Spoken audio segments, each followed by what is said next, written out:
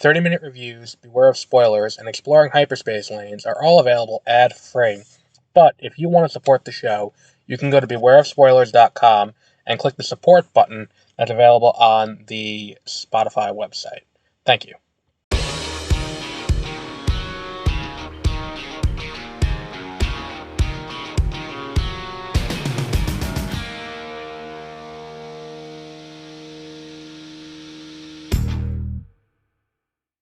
Good evening, and welcome to this special edition of 30-Minute Reviews. I am Adam.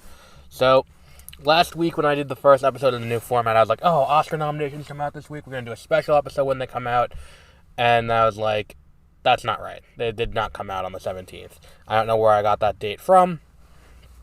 Regardless, last week when we do it, I'm like, all right, Wednesday the Oscar nominations come out. And then I was wrong again. So, what we're going to do is we're going to go through the Oscar nominees, and we're going to look at who got nominated and who I think is going to win each one.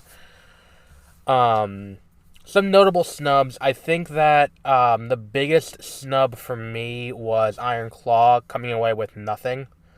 I think Zac Efron probably should have gotten nominated for Best Actor, especially when you look at who was nominated. I think that was one of the things. I think that, Best Supporting Actor, you probably could have made a strong case for Jeremy Allen White, too. But it is what it is. I don't know if I consider it a snub of the major snubs. I don't know if I consider it a snub that Across the Spider-Verse didn't get in for Best Original Score. Because I've seen that movie a few times, and that score didn't really stick with me in the way some of the other nominees did. I don't think that it was a snub. Here's the thing, and I probably am not going to be the most well-received on this. I think Barbie was a very enjoyable movie. I liked it a lot. I've watched it again since I saw it in theaters, and it holds up. I don't think America Ferrera should have been nominated for Best Supporting Actress. I don't think she did anything in that movie that warranted that nomination. I think if we're going to give a nomination to someone from a popular movie who should have gotten that, I mean, if that slot's going to go to that, I mean, Iman Vellani could have gotten it just as well. I mean, Iman Vellani's performance in The Marvels is better, and it doesn't get anything. And I'm not saying that either deserved it. I'm just saying I don't think she, it feels weird that she got nominated. I don't think it's a snub that Margot Robbie didn't get nominated. I think she's great in the movie, but I don't think it's a snub that she didn't. And while I also, I don't know, Barbie in for Best Picture doesn't sit right with me either. Especially when the Iron Claw came out. The Iron Claw was really fucking good, and for it to get no attention. And there were a few other movies, too, that I'm like, really? That didn't get any attention? That didn't get any attention, but this did? It's weird. Look, I think that the idea that Barbie got nominated at all is great. I think outside technical category, that's probably not going to bring home too much hardware. But let's go into our nominees. So we're going to go on my list in order. There are 24 categories. Let's start out with the shorts categories. So documentary short. Let me just scroll through here. Documentary short. Film editing. Documentary short. Okay. So the nominees are The ABCs of Book Banning, The Barber of Little Rock, Island in Between, The Last Repair Shop, and Nai and Waipo, which I don't know how to... I probably just butchered that pronunciation, and if so, I apologize. Of these, I actually have heard of the ABCs of Book Banning. I had the opportunity to see it, and I saw Fancy Dance instead, which will be something else we'll talk about in this. There's a few movies that I have not seen, but I had the opportunity to and saw Fancy Dance. There's one other, and saw Fancy Dance instead, which is... We'll talk about that in a little bit, but I think the ABCs of Book Banning gets it. I think election year, I think that it is something that's going to be topical. and that's something that's going to get people that's going to get people together. I think the shorts categories, a lot of the times it comes down to who has the most money to push a Oscar campaign, and with that in mind, I think that one wins. Our next category, in a similar vein, is Best Live Action Short. Let me just scroll through because I have multiple tabs running here. Best Live Action Short. Live Action Short Film.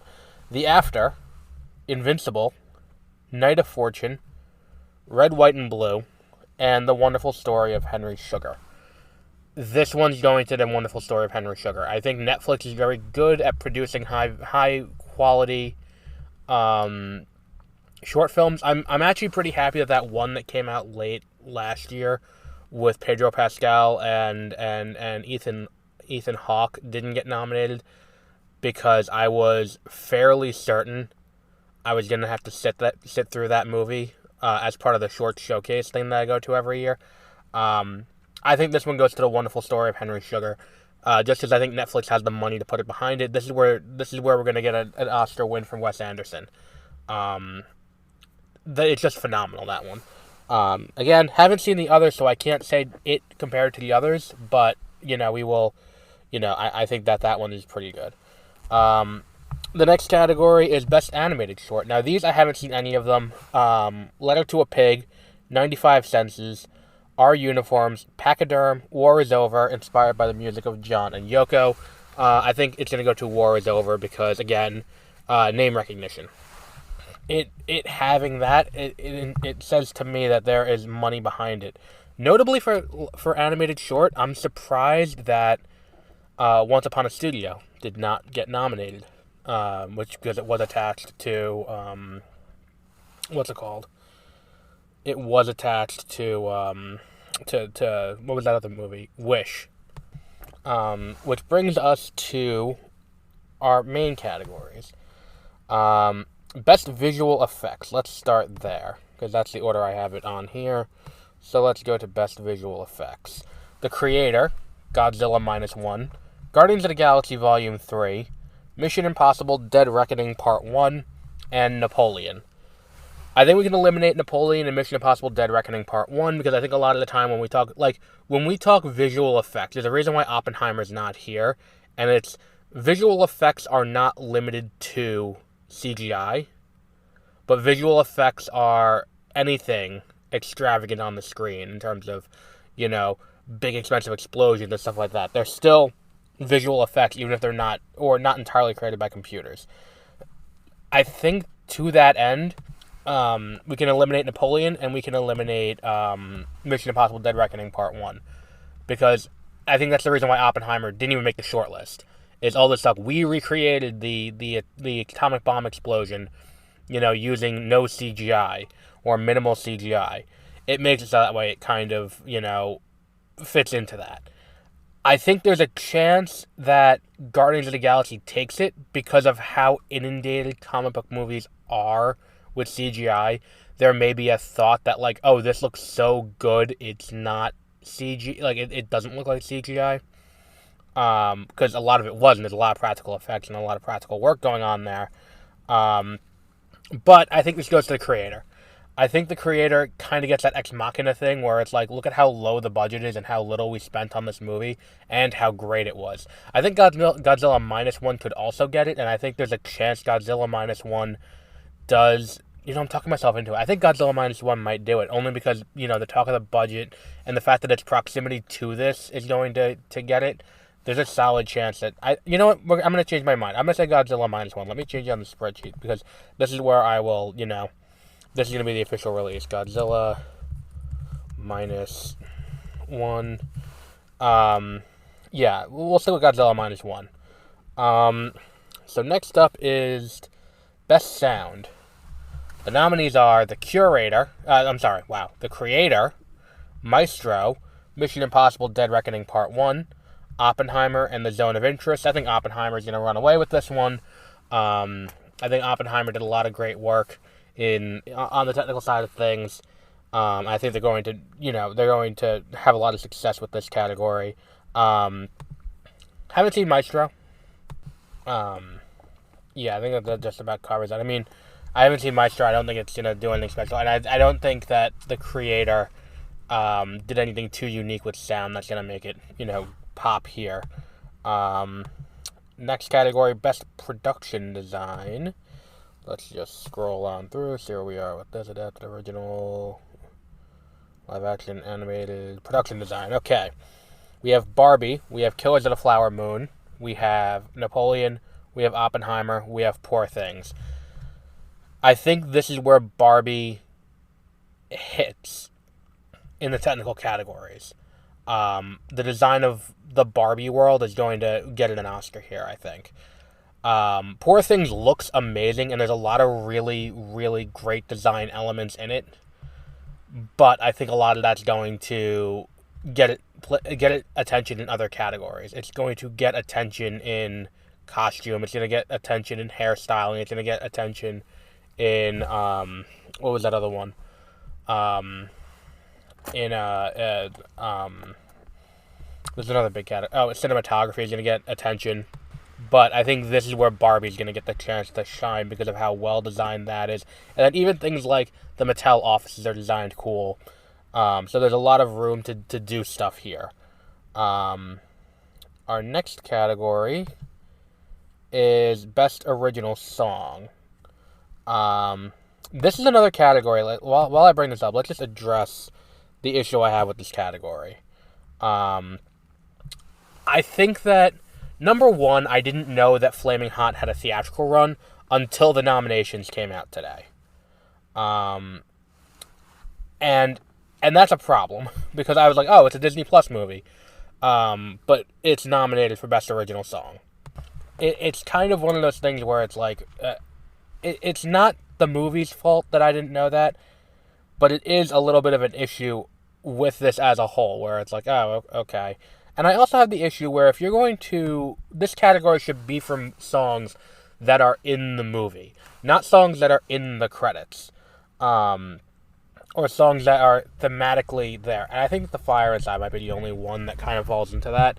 But the nominees are The Fire Inside from Flamin' Hot, I'm Just Ken from Barbie, It Never Went Away from American Symphony, A Song for My People from Killers of the Flower Moon, and What Was I Made For, also from Barbie. Now, I think one of the Barbie songs is going to win. I do think it's a toss-up about which one. Which is why I think it is I'm Just Ken. Granted, I think we had a similar situation that We Don't Talk About Bruno, where it's like, just as the song is catchy doesn't mean it gets the win. I'm going to stick with I'm Just Ken, though, even though it's not the best song from Barbie. And look, I really think that the rule should be for this is it has to be in the movie proper, not in the, promotional material, not in the credits. It has to be in the movie proper. So we're going to stick with I'm Just Ken for that. Next up is Best Original Score. Best Original Score, hang on. Okay. We have American Fiction, score by Laura Karpman. Indiana Jones and the Dial of Destiny, score by John Williams. Killers of the Flower Moon, score by Robbie Robertson. Oppenheimer, score by Ludwig Göransson. And Poor Things, score by Jerskin Fendrix. I think this is a fight between Oppenheimer and Poor Things. And I think Oppenheimer will win. It'll be a close one. It's not going to be a major, it's not going to be I don't think there's an upset here. I think Oppenheimer wins, even though Poor Things puts up a great, a great fight. And I do love Ludwig Göransson's work. And I think that it's great that he's getting recognition. I think he's going to get that win this year. Best Makeup and Hairstyling. We have Golda. We have Maestro, we have Oppenheimer, we have Poor Things, and we have Society in the Snow. Now, I had not heard of Society in the Snow until today. Not the movie's fault, my fault. That's always, anytime I say I haven't heard of a movie, it's not the movie's fault. I had heard of Golda, I hadn't seen it. For this, I think it's going to come down to Poor Things. I think Poor Things is going to get a few of these categories, especially makeup, hairstyling, and costuming. Next up, Best International Feature. Representing Italy, we have Io Capitano. Hold on one second. So we have Io Capitano representing the nation of Italy. Perfect Days from Japan, Society of the Snow from Spain. Now, that's why I haven't heard of it. It's an international feature. The Teacher's Lounge from Germany, and The Zone of Interest from the United Kingdom. We've said this before, and this is a thing we've said multiple times. If a movie is nominated for Best Picture, and it's also an international feature, it definitely gets nominated. It definitely wins Best International Feature. Zone of Interest is going to win that. That's an easy one. Next up, Best Editing. This is another easy one. Best Editing, Anatomy of a Fall, The Holdovers, Killers of the Flower Moon, Oppenheimer, Poor Things. Oppenheimer wins. Poor Things is another one that's close, but I think it's going to go to Oppenheimer. And I think that a lot of these technical categories are come down to those two as we go through. Next up, Best Documentary Feature. And as usual, I haven't seen these, but there's one that I think is going to take it away. Oh, that's documentary shows. Like, we just talked about that. Best Documentary Feature, Bobby Wine, The People's President. The Eternal Memory. 4 Daughters, To Kill a Tiger, and 20 Days in Mariupol. Which I definitely just butchered. That's the one that's going to win, though, because it is... I feel like it's a Ukraine story, and that's something that's going to get attention in the same way that we had... what's it called? We previously had success with Navalny last year. As an anti-Russia kind of thing. I lost my train of thought, so we're just going to move on to the next thing. And the next thing is Best Costuming, I believe. Best Costume, or Achievement in Costume Design. Barbie, Killers of the Flower Moon, Napoleon, Oppenheimer, Poor Things. I think Poor Things wins. Again, it's inventive and it looks really great. It has a visual language to that movie that's just fantastic. And I think that one's going to beat out some of the competition. Best Cinematography. This is another one. El Conde, which I had not heard of before this. Killers of the Flower Moon. Maestro, Oppenheimer, Poor Things. I mean, look. Lathrimos used the ever-living fuck out of that fisheye lens he got, and he did not do that just to not get a win in this category. He's doing Best Cinematography. Which brings us to... We're up to Animated Feature now. Best Animated Feature. Another one that I could have seen, but I decided not to and saw Fancy Dance instead. Which is going to be ironic coming up. And the nominees for this are The Boy and the Heron, Elemental, Nimona, Robot Dreams, and Spider-Man Across the Spider-Verse. I have not seen Robot Dreams. I've seen the other 4. Nimona is the best of these movies. The most annoying people you can think of are going to be really annoying when Across the Spider-Verse does not win. I get it. Elemental's not going to win either. I think that The Boy and the Heron is too divisive to win this. I think this is going to go to Nimona. I think we're getting close to the, parts to go all the way down to the bottom again. Yep, back to screenplays. Okay. So, screenplays, they put these last, which is a way that you can tell how they feel about the writers. So, let's start out with, what's the next one we got? Best Adapted Screenplay. American Fiction, Barbie, Oppenheimer, Poor Things, and Zone of Interest. Here's the thing about this one. This is going to go to Oppenheimer. I think that's what I have written down here. Do I have Oppenheimer written down? Oh, no, I don't. This is adapted. I have, what's it called? I have Poor Things written down here. Poor Things is going to win this one.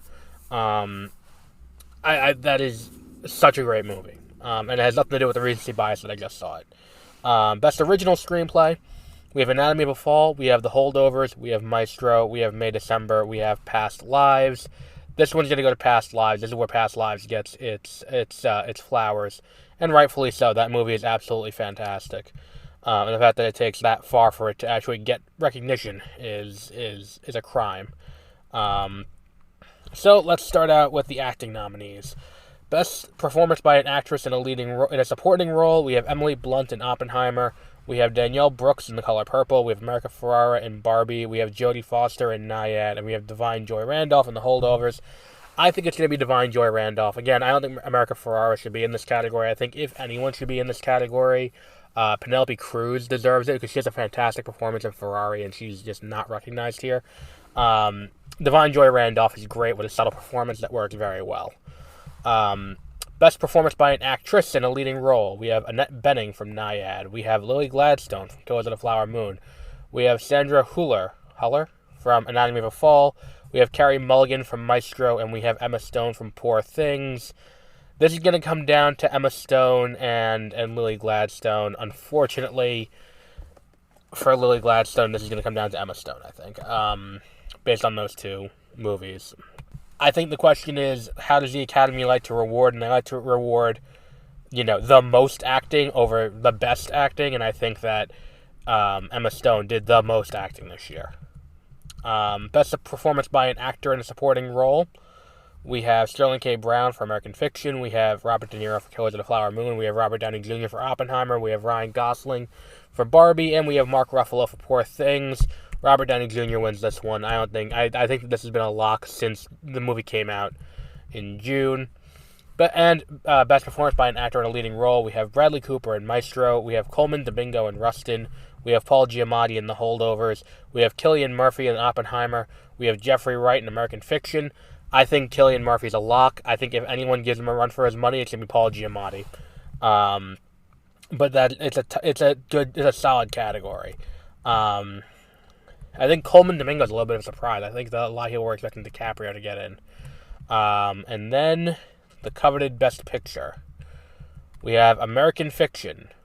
We have Anatomy of a Fall. We have Barbie, which technically Margot Robbie has been nominated for an Oscar this year. We have The Holdovers. We have Killers of the Flower Moon. We have Maestro. We have Oppenheimer. We have Past Lives. We have Poor Things. We have The Zone of Interest. Oppenheimer wins Best Picture. And, I forgot one. Directing. Only because the Academy has their list in such a weird way. Directing, we have Anatomy of a Fall, Justine Triet. We have Killers of the Flower Moon. We have Martin Scorsese. Oppenheimer, we have Christopher Nolan. Poor Things, we have Yorgos Lanthimos. And Zone of Interest, we have Jonathan Glazer. Oppenheimer's going to do very well this year. I think is the moral of the story. Do you agree? Do you disagree?